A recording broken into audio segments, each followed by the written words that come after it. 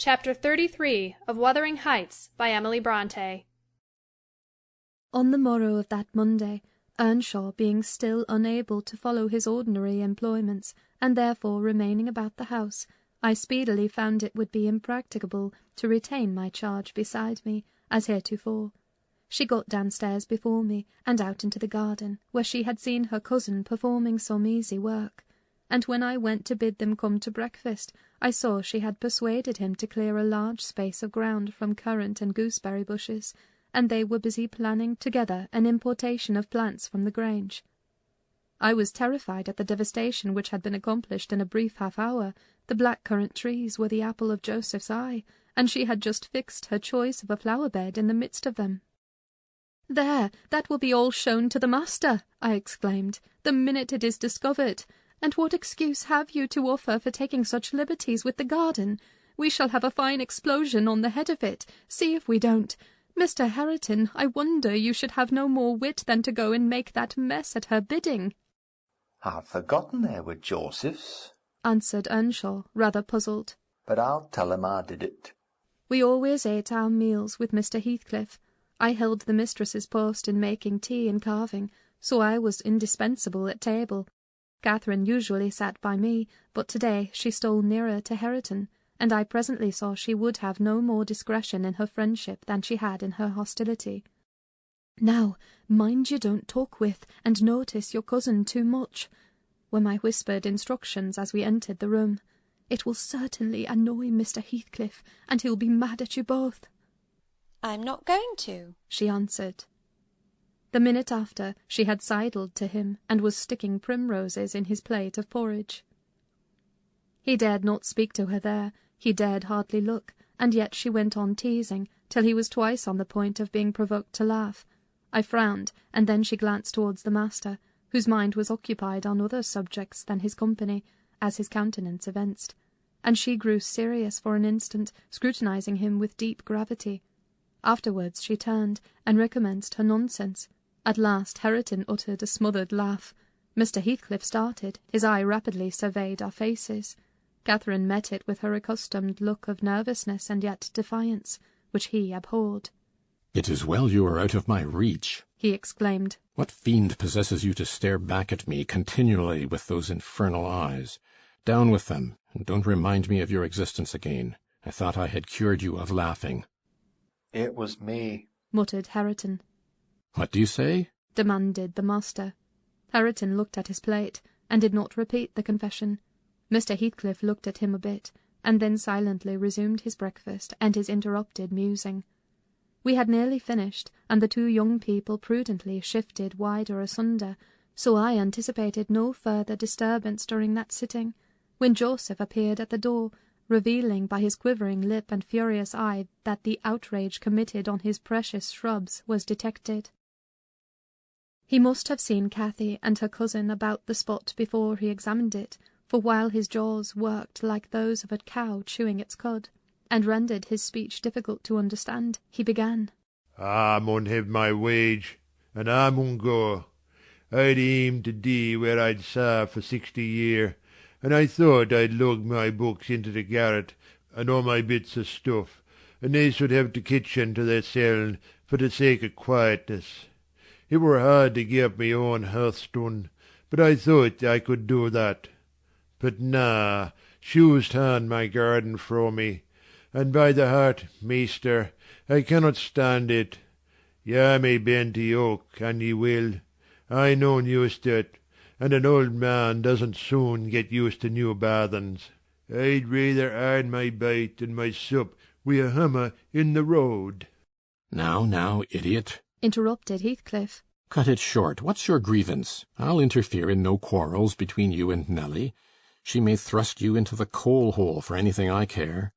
"It's known, Nelly," answered Joseph. "I shouldn't shift for Nelly. Nasty old note as shoo is. Thank God, shoo cannot steal to soul a nobody. Shoo were never so handsome, but what a body would look at her about winking. It's yon fleesome, graceless queen that's witched our lad wi' her bold een and her forrid ways, till nay, It fair brust my heart. He's forgotten all I've done for him, and made on him, and gone and riven up a whole row of the grandest currant trees in the garden.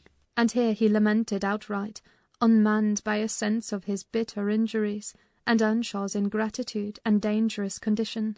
"Is the fool drunk?" asked Mr. Heathcliff. "Hareton, is it you he's finding fault with?" I've pulled up 2 or 3 bushes, replied the young man. but I'm going to set 'em again. "And why have you pulled them up?" said the master.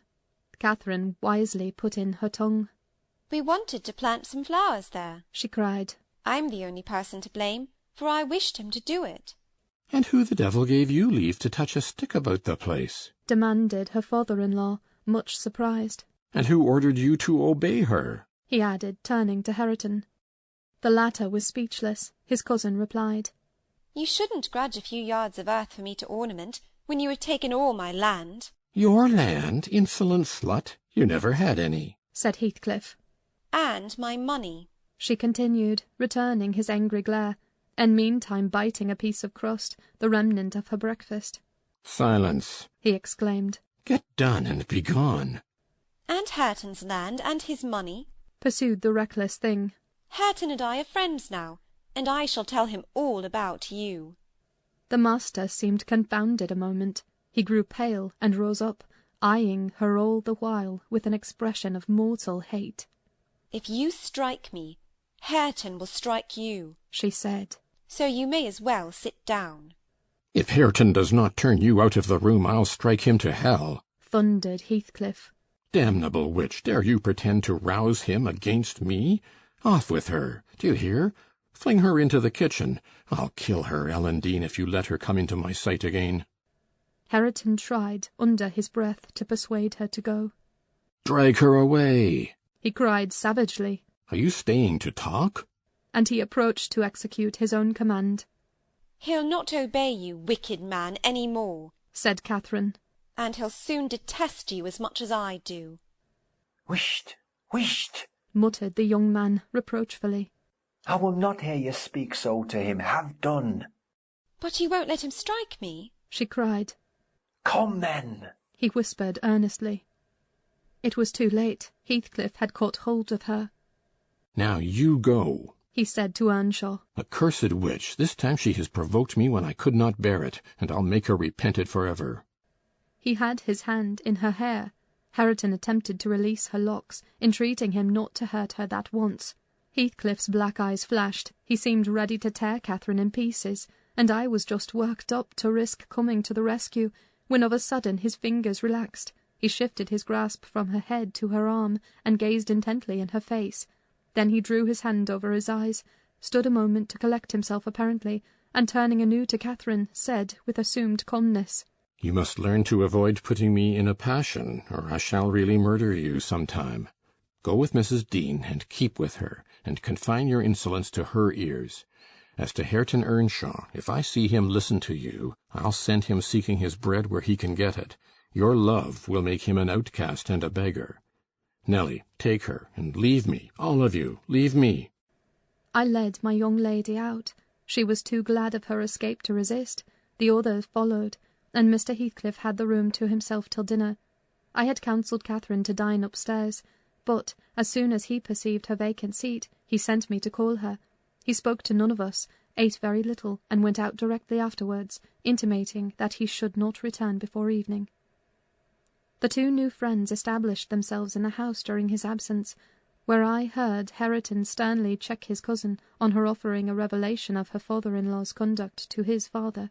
He said he wouldn't suffer a word to be uttered in his disparagement.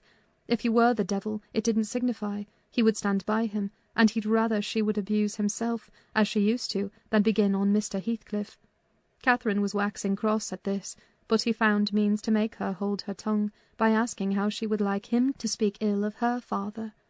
Then she comprehended that Earnshaw took the master's reputation home to himself, and was attached by ties stronger than reason could break, chains forged by habit, which it would be cruel to attempt to loosen.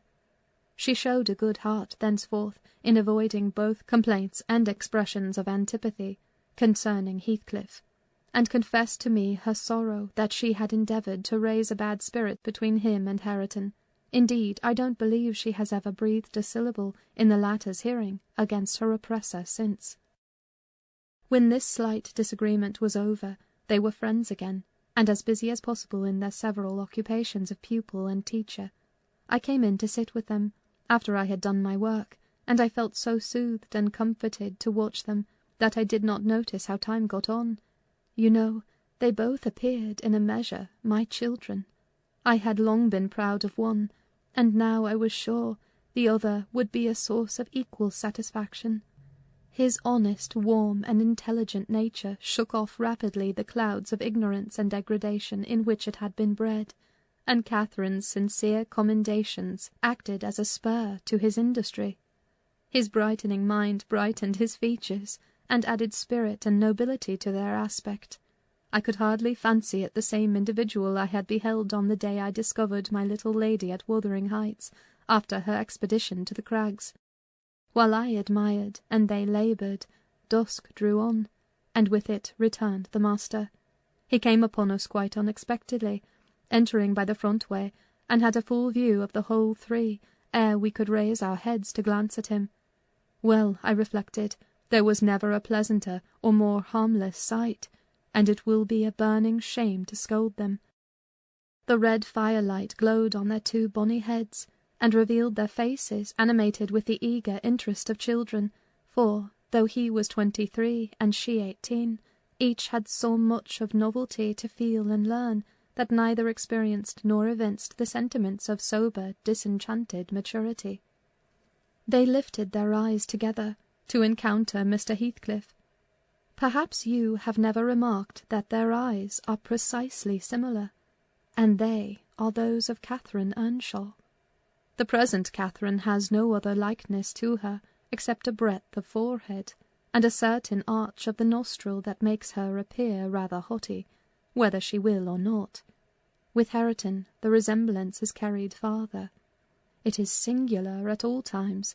Then it was particularly striking, because his senses were alert, and his mental faculties wakened to unwonted activity. I suppose this resemblance disarmed Mr. Heathcliff.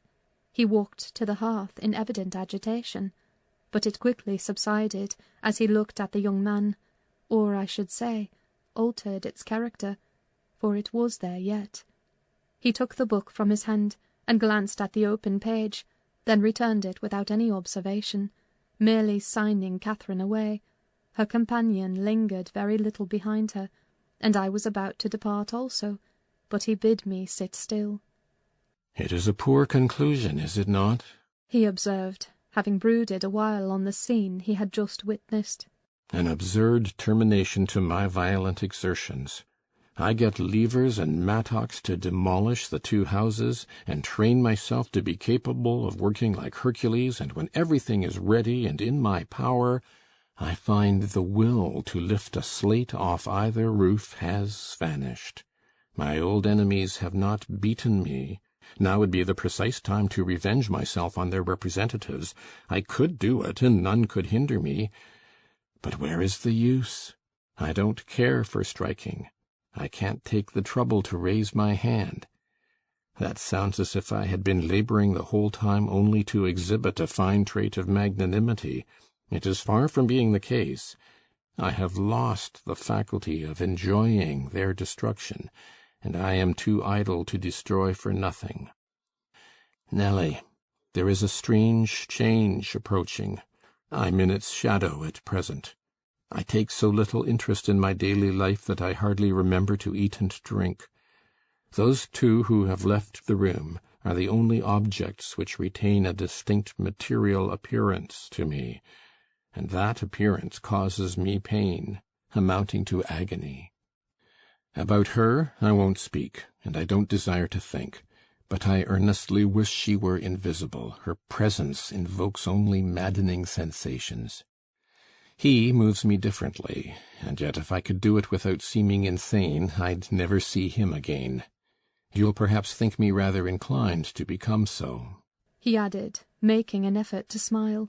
If I try to describe the thousand forms of past associations and ideas he awakens or embodies. But you'll not talk of what I tell you, and my mind is so eternally secluded in itself, it is tempting at last to turn it out to another. 5 minutes ago, Hareton seemed a personification of my youth, not a human being. I felt to him in such a variety of ways that it would have been impossible to have accosted him rationally. In the first place, his startling likeness to Catherine connected him fearfully with her. That, however, which you may suppose the most potent to arrest my imagination, is actually the least.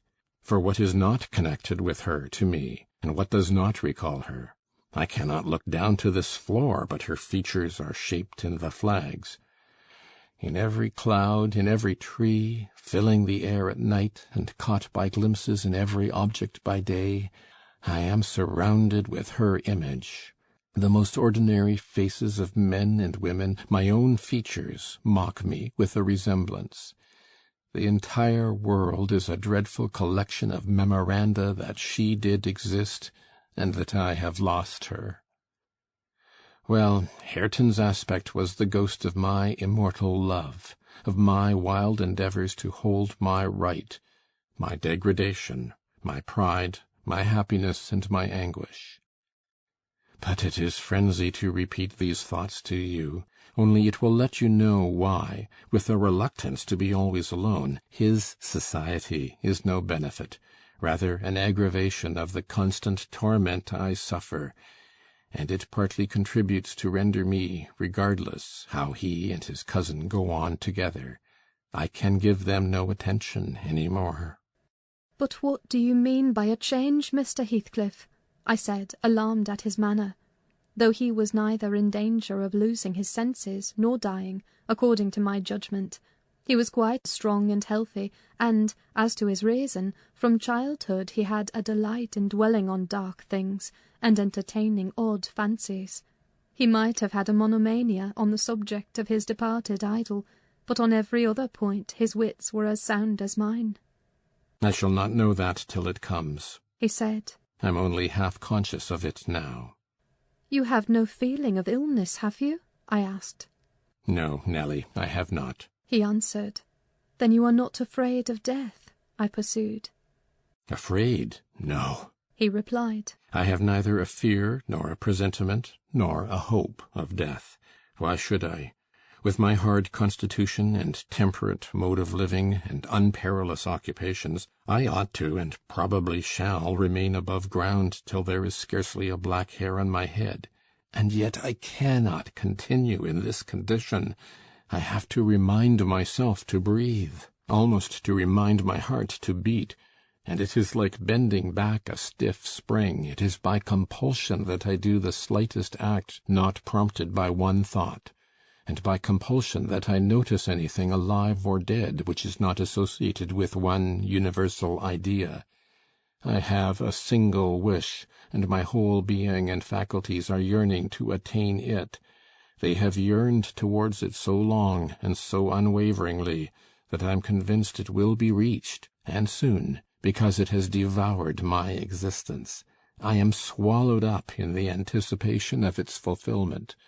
My confessions have not relieved me, but they may account for some otherwise unaccountable phases of humour which I show. Oh God, it is a long fight. I wish it were over. He began to pace the room, muttering terrible things to himself, till I was inclined to believe, as he said Joseph did, that conscience had turned his heart to an earthly hell. I wondered greatly how it would end, though he seldom before had revealed this state of mind, even by looks. It was his habitual mood, I had no doubt.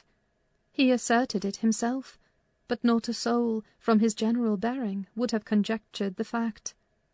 You did not when you saw him, Mr. Lockwood, and at the period of which I speak, he was just the same as then, only fonder of continued solitude, and perhaps still more laconic in company. End of chapter 33.